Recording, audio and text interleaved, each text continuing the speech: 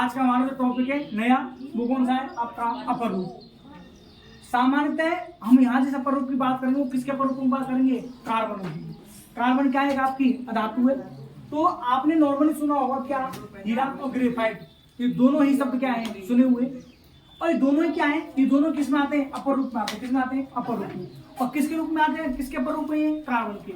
Mainly क्या होता है कि आपका जो हीरा है और क्या है ग्रेफाइट है, इन दोनों में ही कौन सी धातु पाई जाती है, आपकी कार्बन धातु पाई जाती है। मतलब यदि मैं बात करूं इसकी संरचना की, तो इसकी संरचना कैसी होगी, अलग होगी।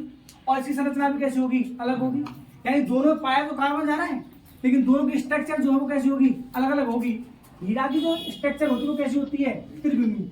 कैसी होती है, त्रिविमीय। और इसकी कैसी होती है, षटकोणीय। ग्रेफाइट जो होता है वह सामान्यतः आपकी षटकोणीय संरचना में, यानी कि परतनुमा संरचना में जमा होता है। तो दोनों में क्या पाया जा रहा है, कार्बन पाया जा रहा है, लेकिन दोनों की संरचनाएं क्या है, अलग अलग है। यानी कि आपने नोटिस कर रहे हो कि कार्बन जो है वह अपने विभिन्न रूपों में पाया जा रहा है। और भी अपर रूप है जिनको अपन डिटेल से पढ़ेंगे, चैप्टर नंबर 4 में पढ़ेंगे। यहाँ से हमें सामान्य जानकारी प्राप्त करनी है।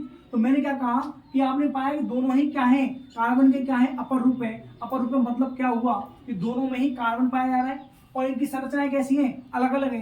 यानी कि कार्बन जो है वह प्रकृति में अपने विभिन्न रूपों में पाया जाता है। यह विभिन्न रूप क्या कहलाते हैं, अपर रूप। तो क्या परिभाषा है अपर रूप की, कि कार्बन अपने विभिन्न रूपों में पाया जाता है। ये विभिन्न रूप क्या कहलाते हैं, कार्बन के अपर रूप कहलाते हैं। अपर रूप आपने पहले भी पढ़े हुए, आपने कक्षा 8 में भी अपर रूप पढ़े थे।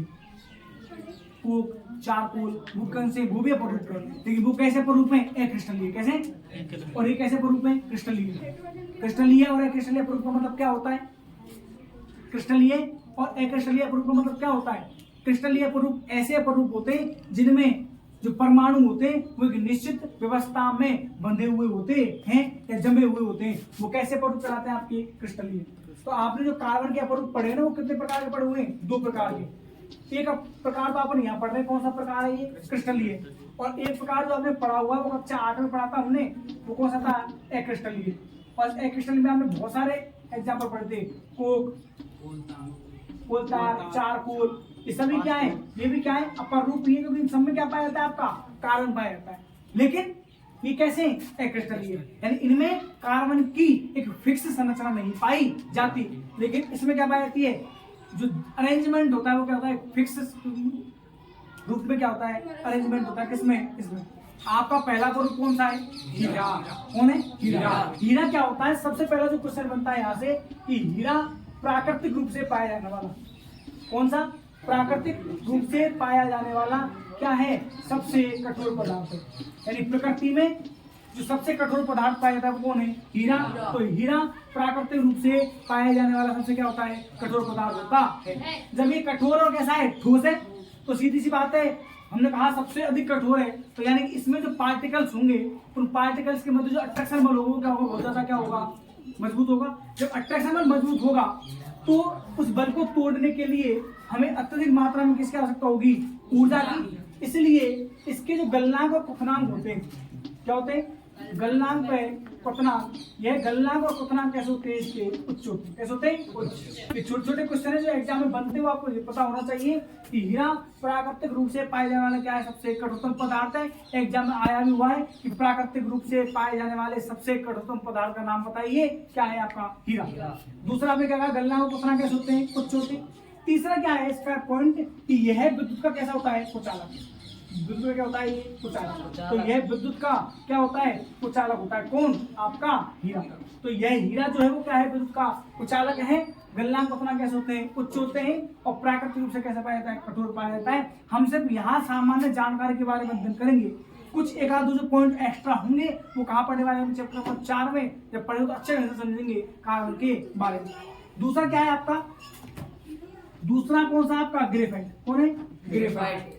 ग्रेफाइट एक काले धूसर रंग का, काले धूसर रंग का कैसा होता है, ये काला होता है, धूसर होता है, थोड़ा सा कैसा होता है, चिकना होता है। क्या होता है, चिकना। तो ये काले धूसर रंग का चिकना क्या है, कार्बन का क्या है, अपर रूप है। और इसकी सबसे अच्छी जो खासियत है वो क्या है कि यह एकमात्र ऐसा कार्बन का अपरूप है तो क्या होता है विद्युत का सुचालक।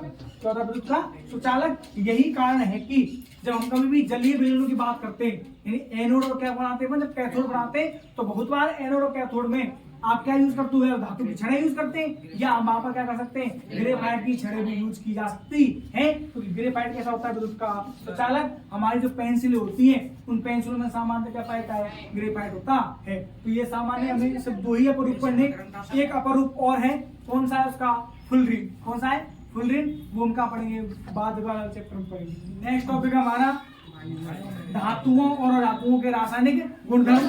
और से पहला क्या है, वायु में दहन। सिंपल सा है, पढ़ भी चुके हैं, पर बहुत बार पढ़ा हुआ है, चैप्टर 1 और 2 में पढ़ा हुआ है हमने। क्या होता है, मैंने एक एग्जांपल लिया, मैंने कहा क्या कहा, कॉपर। आप जानते हैं कि ये कॉपर क्या, कॉपर चून ले लिया कि जब कॉपर चून को क्या करते हैं, गर्म करते हैं। क्या करते हैं, गर्म। कैसे क्या करवाया जाता है, दहन करवाया जाता है। तो दहन करवाने पर किसकी, कॉपर सेकेंड ऑक्साइड की एक काले रंग की परत छट जाती है। जब भूरे रंग के कॉपर चून को गर्म किया जाता है तो गर्म करने पर उसके ऊपर क्या हो जाती है, एक काले रंग की क्या हो जाती है, परत छट जाती है। यदि हम देखें तो ये क्या है, यहाँ क्या जुड़ रही है, ऑक्सीजन। यानी कि यह क्या है, ऑक्सीजन। जब इसके साथ जुड़ी कॉपर के साथ तो क्या बनाया, कॉपर का क्या बना, ऑक्साइड बना। बोलो बना नहीं बना। इसका मतलब क्या हुआ कि जब धातुओं का वायु में दहन करवाया जाता है तो हमें धातुओं के ऑक्साइडों की प्राप्ति होती है। तो धातुएं का वायु में दहन करवाने पर किसकी प्राप्ति होती है, धातुओं के ऑक्साइडों की प्राप्ति होती है। ठीक इसी प्रकार से यदि मैं अधातुओं की बात करूं तो अधातुएं भी क्या करती हैं, यदि इनका भी क्या करवाया जाए, दहन करवाया जाए, किसमें, वायु में। वायु का मतलब क्या होता है, वही ऑक्सीजन में दहन। तो क्या होगा, ये भी क्या करती है, अधातुओं का निर्माण, अधातुओं के ऑक्साइड का निर्माण करती है। जैसे हमने एग्जांपल कहा, कार्बन क्या है, अधातु। यदि इसका क्या करवाया जाए, दहन, कोयले को जलाने पर किसकी प्राप्ति होती है, कार्बन डाइऑक्साइड गैस की प्राप्ति होती है। और ये कार्बन डाइऑक्साइड गैस क्या है, ऑक्साइड है, किसका, अधातु का। तो एक बात हम यहाँ ये जाने कि धातुओं व अधातुओं का वायु में दहन करवाने पर हमें क्रमशः धातु और अधातुओं के ऑक्साइड प्राप्त होते हैं। अब यहाँ में एक और एग्जांपल लेता हूँ।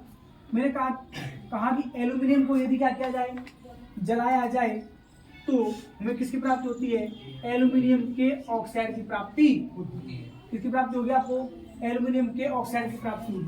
अब यदि अपन इसे क्या करना चाहें, संतुलित, तो पहले बात सबसे पहले आपको बैलेंस करना आना चाहिए। यहाँ क्या लगाओगे आप, +2, कितना लगाओगे, 3, कितना लगाओगे, 4। अब एल्यूमिनियम को जलाने पर भी किसकी प्राप्ति हुई आपको, एल्यूमिनियम किसकी प्राप्ति हुई, एल्यूमिनियम के ऑक्साइड। ये क्या है आपका, एल्यूमिनियम क्या है, ऑक्साइड। अब हम जानते हैं कि सामान्य धातुओं के जो ऑक्साइड होते हैं, सामान्यतः धातुएं के ऑक्साइड होते हैं, वो कैसे नहीं होते, जल में घुलनशील नहीं होते। लेकिन उन्हें पढ़ा है, जल में घुलते हैं, वो क्या बनाते हैं, क्षारक। क्या बनाते हैं, क्षारक। जब ये क्षारक बनाते हैं तो यह जो ऑक्साइड है वह क्या करेगा, क्रिया करेगा। क्या करेगा, क्रिया। किसके साथ क्रिया करेगा, यह क्रिया करेगा किसके साथ, अम्ल के साथ। और अम्ल के साथ क्रिया करके किसकी प्राप्ति हो जाएगी आपको, लवण। और किसकी प्राप्ति हो जाएगी, जल की प्राप्ति होगी। किसकी प्राप्ति होगी, जल की। सामान्यतः हमने क्या कहा कि हमें जानते हैं कि धातुओं के जो ऑक्साइड होते हैं वो सामान्यतः कैसी प्रकृति दर्शाते हैं, क्षार की है। जब वो क्षार की प्रकृति दर्शाते तो क्रिया किससे करेंगे, अम्ल से। और क्रिया करके बनाएंगे क्या, लवण और जल। लेकिन कुछ धातुओं के ऑक्साइड ऐसे होते हैं जो आपके अम्ल के साथ साथ किससे क्रिया कर लेते हैं, क्षार से भी क्या करते हैं, क्रिया करते हैं। और क्रिया करके क्या बनाते हैं, लवण और जल का निर्माण करते हैं। ऐसे धातु ऑक्साइड जो अम्ल और क्षारक दोनों से ही क्रिया करके क्या देते हैं, लवण और जल देते हैं, ऐसे ऑक्साइडों को क्या कहा जाता है, उभयधर्मी ऑक्साइड कहा जाता है। दोबारा सुनना, मैंने क्या कहा, हमने ये कहा कि सामान्यतः धातुओं के ऑक्साइड कैसी प्रकृति कैसी होती है, क्षार की। इसलिए किससे क्रिया करेंगे, अम्ल से। और हमने से क्रिया करके देंगे लवण और जल। ये तो कॉमन प्रोसेस जो होगी। परंतु हमने ये कहा कि कुछ धातुओं के ऑक्साइड ऐसे भी होते हैं जो अम्ल के साथ साथ किससे क्रिया करते हैं, किसे क्रिया करते हैं? क्षारक से। और क्षारक से क्रिया करके देते हैं लवण और जल देते हैं। चूंकि यह अम्ल से भी क्रिया कर रहे हैं और क्षार से भी क्रिया कर रहे हैं, इसलिए ऐसे ऑक्साइड को क्या कहा जाता है? उभयधर्मी ऑक्साइड कहा जाता है। और इनमें एग्जाम्पल की बात करूं तो एक तो हो गया आपका कौन सा ऑक्साइड? एल्यूमिनियम का ऑक्साइड। एक कौन सा हो गया आपका? जिंक का ऑक्साइड। और एक कौन सा हो गया आपका? Tin oxide. कौन सा ऑक्साइड हो गया? Tin oxide. ये सभी क्या है आपके? उभयधर्मी ऑक्साइड है। कौन सा ऑक्साइड है? उभयधर्मी ऑक्साइड है। एक और होता है लेड ऑक्साइड, ठीक है ना। ये सभी क्या है आपके? उभयधर्मी ऑक्साइड है। मतलब ये अम्ल और क्षार दोनों से ही क्या करते हैं? क्रिया। और क्रिया करके बनाते हैं लवण और जल बनाते हैं। एक अभिक्रिया के द्वारा अपन समझते हैं। मैंने ले लिया एल्यूमिनियम ऑक्साइड Al2O3। किसे अभिक्रिया करवा रहे हैं अपन इसकी? सबसे पहले अम्ल से क्या बनाएगा? AlCl प्लस क्या देगा? H2O। इसका नाम क्या है? Aluminium oxide. और इसका नाम क्या है? Aluminium chloride. लिखने का तरीका यही रहेगा हमारा, हम पहले बात कर चुके थे। Aluminium chloride. ये क्या करना है हमें? आपको क्या करनी पड़ेगी? संतुलित करनी है।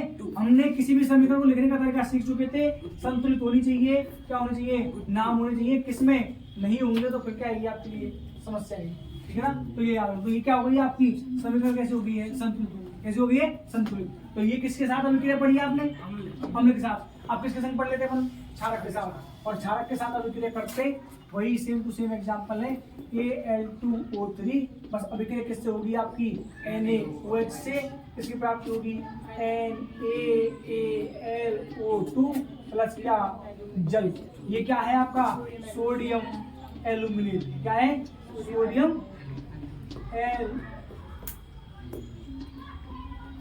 एल्यूमिनेट, ठीक है। ये सिर्फ हमने समझा है। क्या समझा है? हमने सिर्फ ये समझा है कि यह उभयधर्मी ऑक्साइड अम्ल के साथ क्रिया करके कैसे लवण दे रहा है और कैसे जल दे रहा है। यह एल्यूमिनियम ऑक्साइड क्षारक के साथ अभिक्रिया करके कैसे लवण दे रहा है, कैसे क्या दे रहा है? जल दे रहा है। हमने सिर्फ समझा किसके द्वारा? समीकरणों के द्वारा। लेकिन जब आप मान लो एग्जाम में क्वेश्चन आया कि उभयधर्मी ऑक्साइड को परिभाषित कीजिए, उदाहरण दीजिए, तो आपको सीधे उदाहरण लिखने कौन कौन से? Aluminium oxide, zinc oxide, tin oxide. बस ऐसे आपको सीधे एग्जाम्पल लिखना है, समीकरण नहीं लिखनी। क्योंकि समीकरण तो हमने जाना कि किस प्रकार से यह क्रिया करा किसके संग? अम्ल के संग। और क्रिया करा किसके संग? क्षारक के साथ। एग्जाम्पल में आपको सीधे एग्जाम्पल लिखना है। आगे क्वेश्चन में क्या है? तो ये क्या था आपका? पहला रासायनिक गुणधर्म था। दोबारा सुनना, क्या कहा था अपन ने? सबसे पहले क्या पढ़ा है अपन ने? धातु और धातुओं के रासायनिक गुणधर्म। पहले क्या है? वायु में दहन। क्या कहा था अपन ने? कि धातुओं और अधातुएं का वायु में दहन करवाने पर धातुओं और अधातुओं के ऑक्साइडों की प्राप्ति होती है। अभी आपने क्या पढ़ा था? कॉपर चून को जलाने पर कॉपर सेकंड ऑक्साइड की काले रंग की परत का निर्माण हो जाता है। ठीक इसी प्रकार से एल्यूमिनियम को जलाने पर क्या बनता है? Aluminium oxide. फिर हमने क्या कहा था? कि सामान्यतः धातुओं के ऑक्साइडों की प्रकृति कैसी होती है? क्षार की है। लेकिन क्षार की होती है तो किससे विक्रिया होनी चाहिए? अम्ल से। क्या बनना चाहिए? लवण और जल। लेकिन हमने ये पाया कि कुछ धातु ऑक्साइड ऐसे भी होते हैं जो अम्ल के साथ साथ क्रिया करते हैं क्षारक से, और क्षारक से क्रिया करके देते हैं लवण और जल। ऐसे धातु ऑक्साइड जो अम्ल और क्षारक दोनों से क्या करते हैं? क्रिया करते हैं। क्या कहलाते हैं? उभयधर्मी ऑक्साइड कहलाते हैं। तो ये क्या था आपका पहला रासायनिक गुणधर्म? ये क्या हो गया है? आपकी कौन कौन सी? एक है आपकी सिल्वर और एक कौन सी आपकी? Au। ये दो ऐसी धातु है जो अत्यंत ताप पर भी किससे क्रिया नहीं करती? आपके इनका दहन नहीं होता है। तो याद रखना Ag और Au अत्यंत उच्च ताप पर भी क्रिया नहीं करती है, इनका दहन नहीं होता। ऐसे क्वेश्चन जरूर एग्जाम में पूछ लिया जाता है कि उन धातुओं का नाम बताइए जो किससे क्रिया नहीं करती है आपसे? वायु में जिनका दहन नहीं होता है। एग्जाम में सामान्य पूछ लिया जाता है क्योंकि आपके इस चैप्टर से क्वेश्चन कैसे आएंगे? छोटे। और अब क्वेश्चन छोटे आएंगे तो ऐसे क्वेश्चन बन सकते हैं। तो आज की क्लास यही समाप्त है ना। कल मिलेंगे नेक्स्ट किसके साथ? प्रॉपर्टी के साथ। धातुओं का विक्रिया किसके साथ? जल के साथ।